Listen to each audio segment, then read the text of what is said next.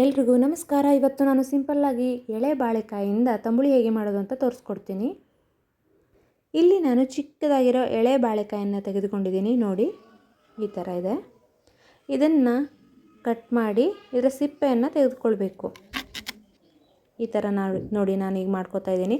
ಈ ಸಿಪ್ಪೆಯನ್ನೆಲ್ಲ ತೆಗೆದು ಒಂದು ಚಿಕ್ಕ ಪಾತ್ರೆಯಲ್ಲಿ ನೀರನ್ನು ಇಟ್ಕೊಳ್ಳಿ. ಇದನ್ನು ಚಿಕ್ಕ ಚಿಕ್ಕ ಹೋಳುಗಳನ್ನಾಗಿ ಮಾಡಿ ನೀರಿನ ಪಾತ್ರೆಗೆ ಹಾಕಿ. ಅದರಲ್ಲಿರುವ ತೊಗರಿನ ಅಂಶ ಹೋಗಬೇಕು, ಅಂದರೆ ಸ್ವಲ್ಪ ಅಂಟಂಟಾಗಿರುತ್ತೆ, ಅದೆಲ್ಲ ಹೋಗಬೇಕು. ಚೆನ್ನಾಗಿ ತೊಳ್ಕೊಬೇಕು. ಈ ರೀತಿ ಚಿಕ್ಕ ಹೋಳುಗಳನ್ನಾಗಿ ಮಾಡಿ ನಾನು ಆ ನೀರಿನ ಪಾತ್ರೆಗೆ ಅದನ್ನು ಸೇರಿಸ್ತಾ ಇದ್ದೀನಿ. ಚೆನ್ನಾಗಿ ತೊಳ್ಕೊಬೇಕು ಇದನ್ನು. ಆಮೇಲೆ ಒಂದು ಮಿಕ್ಸರ್ ಜಾರ್ ತೆಗೆದುಕೊಳ್ಳಿ. ಅದಕ್ಕೆ ಸ್ವಲ್ಪ ತೆಂಗಿನಕಾಯಿ ತುರಿ, ಸ್ವಲ್ಪ ಒಂದು 4ರಿಂದ 5 ಸ್ಪೂನ್ ಆಗುವಷ್ಟು ತೆಂಗಿನಕಾಯಿ ತುರಿ, 1 ಚಮಚ ಜೀರಿಗೆ, ನಿಮ್ಮ ಖಾರಕ್ಕೆ ಅನುಗುಣವಾಗಿ ಹಸಿಮೆಣಸಿನಕಾಯಿ ಅಥವಾ ನಾನಿಲ್ಲಿ ಚಿಕ್ಕ ಮೆಣಸನ್ನು ತೆಗೆದುಕೊಂಡಿದ್ದೀನಿ, ಮತ್ತು ಚಿಕ್ಕದಾಗಿ ಹೆಚ್ಚಿ ಇಟ್ಕೊಂಡಿರೋ ಬಾಳೆಕಾಯಿ ಹೋಳುಗಳು ಮತ್ತು ಉಪ್ಪು.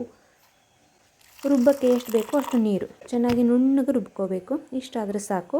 ಇದನ್ನು ಒಂದು ಪಾತ್ರೆಗೆ ಟ್ರಾನ್ಸ್ಫರ್ ಮಾಡಿ. ಇದು ಸ್ವಲ್ಪ ದಪ್ಪಗಾಗಿದೆ.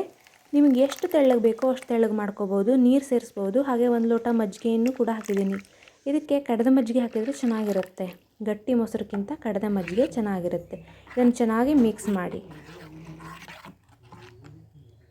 ಯಾವುದೇ ತಂಬುಳಿಗಾದರೂ ಕೂಡ ಕಡದ ಮಜ್ಜಿಗೆಯನ್ನು ಸೇರಿಸಬೇಕು. ಹುಳಿ ಇರಬಾರ್ದು. ಅದು ಹುಳಿ ಇದ್ದರೆ ಚೆನ್ನಾಗಿರಲ್ಲ. ಚೆನ್ನಾಗಿರೋ ಕಡದ ಮಜ್ಜಿಗೆಯನ್ನು ಸೇರಿಸಿ ಬಿಸಿ ಬಿಸಿ ಅನ್ನಕ್ಕೆ ಚೆನ್ನಾಗಿರುತ್ತೆ. ಸಿಗ್ತೀನಿ ಮುಂದಿನ ವಿಡಿಯೋದಲ್ಲಿ. ಲೈಕ್, ಶೇರ್, ಸಬ್ಸ್ಕ್ರೈಬ್ ಮಾಡಿ. Thank you.